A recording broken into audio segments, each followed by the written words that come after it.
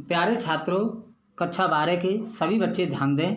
सभी छात्र, आज हमारा विषय है जनसंख्या वितरण एवं घनत्व को प्रभावित करने वाले कारक। पृथ्वी पर जनसंख्या का वितरण बहुत असमान है।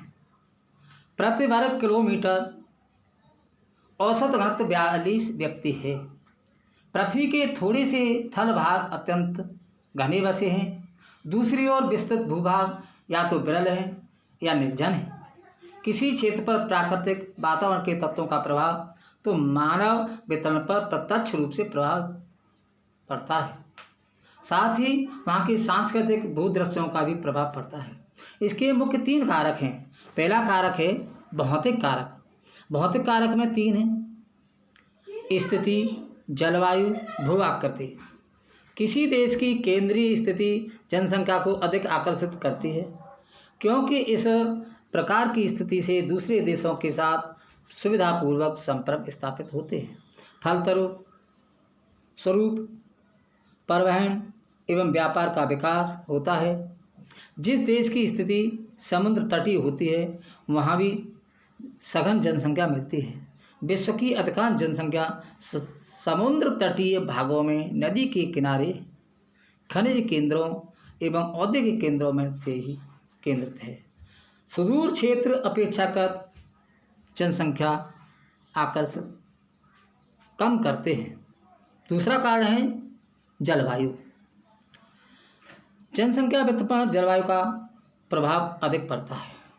विश्व की समशीतोष्ण जलवायु तथा मानसूनी जलवायु के प्रदेश सर्वाधिक घने बसे क्षेत्र होते हैं। मानसूनी जलवायु प्रदेश में विश्व की आधी जनसंख्या केंद्रित है। जहाँ कठोर जलवायु होती है, वहाँ घनत्व कम मिलता है, जैसे भूमध्य रेखीय प्रदेश, उष्ण मरुस्थलीय प्रदेश या अधिक ठंडे प्रदेश। तीसरा कारण है भू आकृति। मैदानी और पठारी पर्वतीय प्रदेश भूपृष्ठीय स्वरूप जनसंख्या को अलग अलग प्रभावित करते हैं। पठारों एवं पर्वतों पर समतल और उर्वरा भूमि का अभाव होता है, अतः कृषि कार्य कठिन होता है।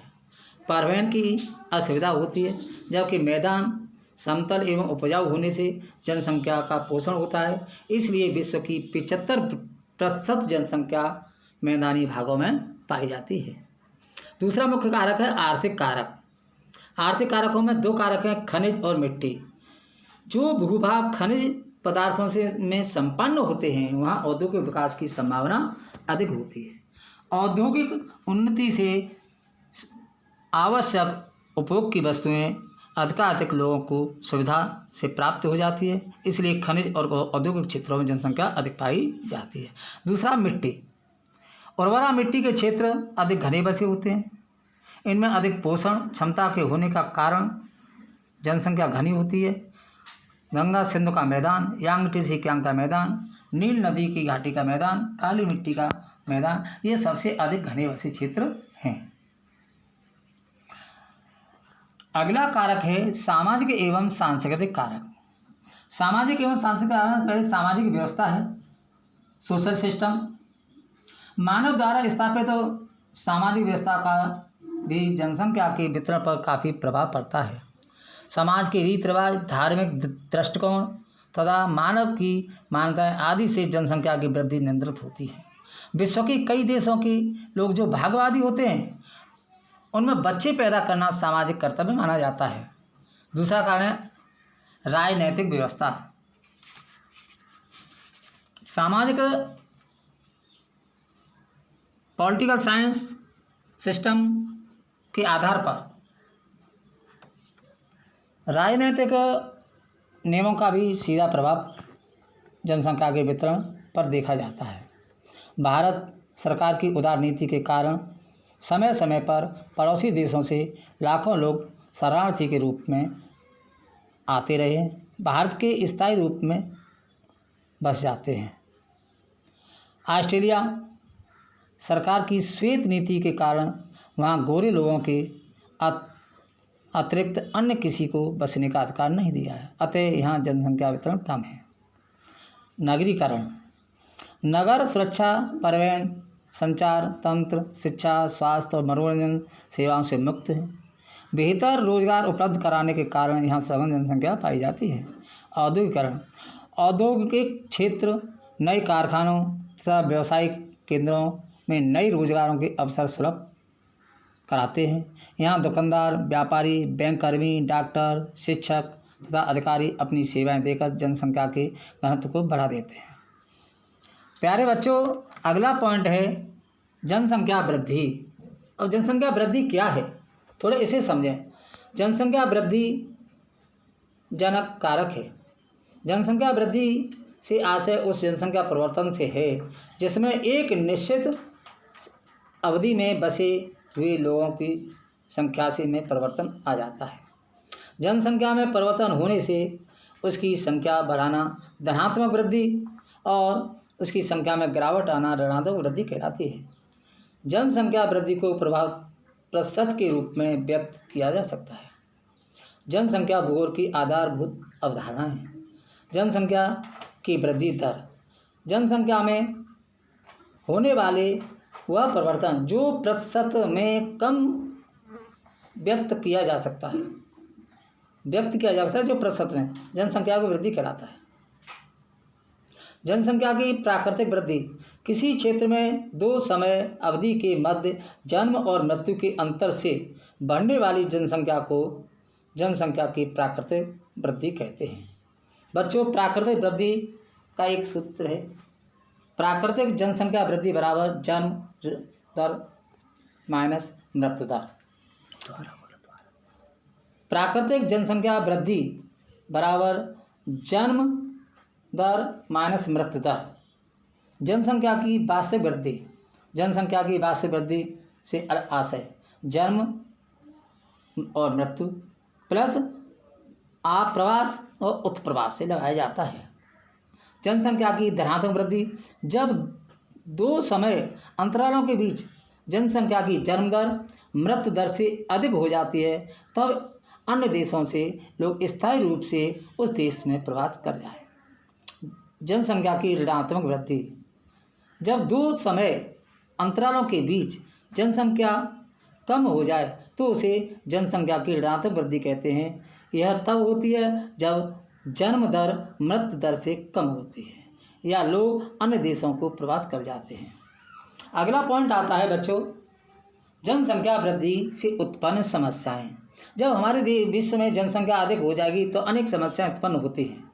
विश्व में जनसंख्या समस्या दिन प्रतिदिन गंभीर होती चली जा रही है तथा विकसित एवं विकासशील देश इस गंभीर समस्या से बहुत चिंतित होने लगे हैं। इस जनसंख्या समस्या के निम्नलिखित तथ्य हैं। नंबर 1, आधुनिक समय में विश्व जनसंख्या की तीव्र गति से वृद्धि हो रही है, जैसा कि पहले कभी नहीं हुई। यह वृद्धि 2050 में लगभग 8.5 अरब हो जाएगी। विश्व की जनसंख्या 11.6 अरब के अनुमानित स्तर पर 2150 से पहले स्तर नहीं होगी।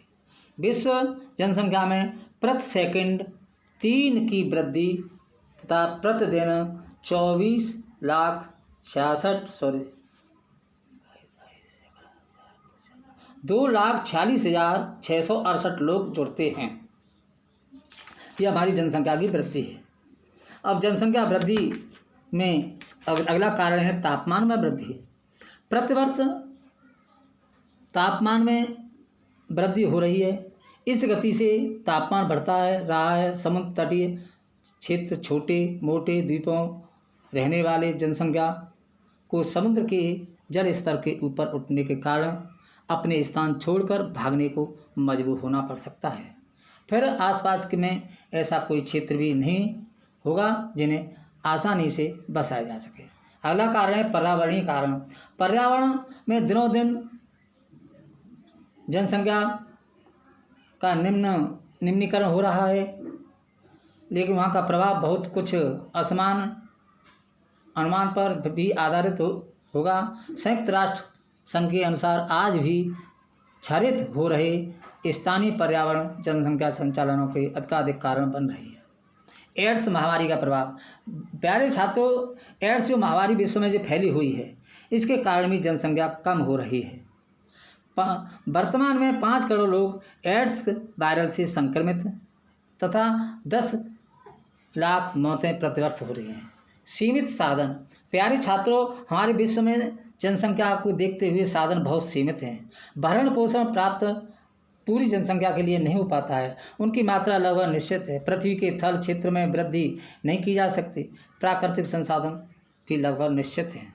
केंद्रित वितरण। विश्व के केवल थोड़े से ही भूभाग में ऐसे हैं जिनमें जनसंख्या केंद्रित है। पृथ्वी के केवल 1/5 स्थलखंड पर 90% जनसंख्या निवास करती है। शेष भाग शून्य है या बहुत कम है। बिना बसे भाग का भविष्य। पृथ्वी के बिना बसे भाग भूभाग का क्षेत्रफल बिल्कुल लगभग करीब 70% है। इसमें भविष्य में भी मानव निवास बढ़ने की कोई आशा नहीं। प्राकृतिक एवं मानवीय तत्व। जब किसी क्षेत्र की जनसंख्या का भार वहाँ के प्राकृतिक संसाधन धारण नहीं कर सकते तो उस देश में भुखमरी फैल सकती है। इसके कारण वहाँ रहन सहन का स्तर नीचे गिरता है। जनसंख्या भार। पृथ्वी का संपूर्ण क्षेत्र 13.5 करोड़ वर्ग किलोमीटर, जिसका 30% क्षेत्र कृषि योग्य है।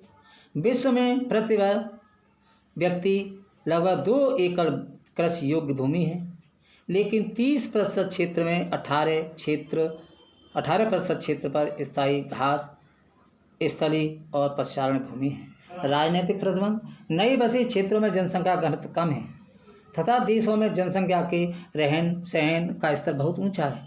इन नए देशों को डर है कि कई एशियाई देशों की जनसंख्या प्रभाव न हो। अगला, जनसंख्या वृद्धि में उत्पन्न होने वाली समस्याएं। अब जनसंख्या वृद्धि अगर बढ़ रही है तो इसमें समस्याएं तो उत्पन्न होगी, क्योंकि जनसंख्या विस्फोट में पैदा हो रही त्रासदी को रोकने का एकमात्र साधन जनसंख्या पर नियंत्रण करना है। यूएनओ ने जनसंख्या विशेषज्ञों की एक संस्था बनाई है जिसमें जनसंख्या के सही पक्षों का अनुशीलन एवं अध्ययन होता है। जनसंख्या समस्या के समाधान के लिए निम्नलिखित बातें हैं। नंबर, भूमि उपयोग। कृषि भूमि का प्राकृतिक भूमि में पोषण करके कम से कम रासायनिक खाद, कीटनाशक द्वारा उनकी उपलब्धता जैविक विविध तंत्र से बढ़ाया जाए। आर्थिक संसाधन जैसे खनिज, मिट्टी, वन, जल संसाधन, पशु आदि के दोहन के लिए विज्ञान एवं तकनीकी क्षमता का पूरा महत्व ध्यान में रखकर योजनाबद्ध ढंग से उपयोग किया जाए। औद्योगिकरण। जिन देशों में अभी तक उद्योग उत्पन्न नहीं हुए हैं वहाँ औद्योगिकरण किया जाए, इसे अधिकतर छोटे व घरेलू उद्योगों को प्रोत्साहन दिया जाए। परिवहन एवं संचार के साधनों का। आजकल की सामाजिक व्यवस्था एवं विकास का आधार परिवहन के साधन एवं संचार व्यवस्था पर निर्भर है। अंतर्देशीय व्यापार एवं अंतर्राष्ट्रीय व्यापार में वृद्धि करनी चाहिए। नगरीकरण प्रक्रिया के देश में बढ़ती हुई जनसंख्या की समस्याओं के समाधान के लिए बड़े बड़े महानगरों का विकास करना चाहिए। देरी से शादियां करनी चाहिए। लगभग लड़कियों और लड़कों की उम्र, लड़की की उम्र होनी चाहिए 20 वर्ष और लड़कों की उम्र होनी चाहिए 25 वर्ष। शिक्षा का प्रचार प्रसार करना चाहिए। प्रवास या विदेश गमन। आज विश्व में ऐसे क्षेत्र हैं जहां पृथ्वी पर मानव भार बहुत है। यदि ऑस्ट्रेलिया, न्यूजीलैंड और दक्षिण अफ्रीका आदि नीति को त्याग कर आवास का रास्ता खोल दें तो चीन, भारत, जापान की बढ़ती हुई जनसंख्या के 80 करोड़ लोगों का इन पर बहुत भरण पोषण पर असर पड़ेगा। परिवार नियोजन। आजकल हमें परिवार नियोजन भी अपनाना चाहिए। परिवार नियोजन के माध्यम से भी जैसे गर्भ निरोधक हैं, उपाय हैं, गोलियां हैं, गर्भ निरोधक छोटे छोटे ऑपरेशन हैं, इस पर अपना विशेष ध्यान देना चाहिए जिससे परिवार नियोजित हो सके। ये बच्चों तुम्हारे जनसंख्या से उत्पन्न होने वाली समस्या हैं। तो आज बच्चों प्यारे 3 प्रश्न बनते हैं। पहला प्रश्न बनता है, लिख लो जनसंख्या वितरण एवं घनत्व को प्रभावित करने वाले कारक। दूसरा प्रश्न बनता है कि जनसंख्या वृद्धि क्या है, किन किन उनकी अवधारणा है। तीसरा है जनसंख्या वृद्धि से उत्पन्न समस्याएं, तो जनसंख्या और उनका समाधान, जनसंख्या वृद्धि की उत्पन्न होने वाली समस्याओं का समाधान। ये 3 प्रश्न बनते हैं। तीनों प्रश्नों को अच्छी तरह से लिख लें और लिख करके भेजें।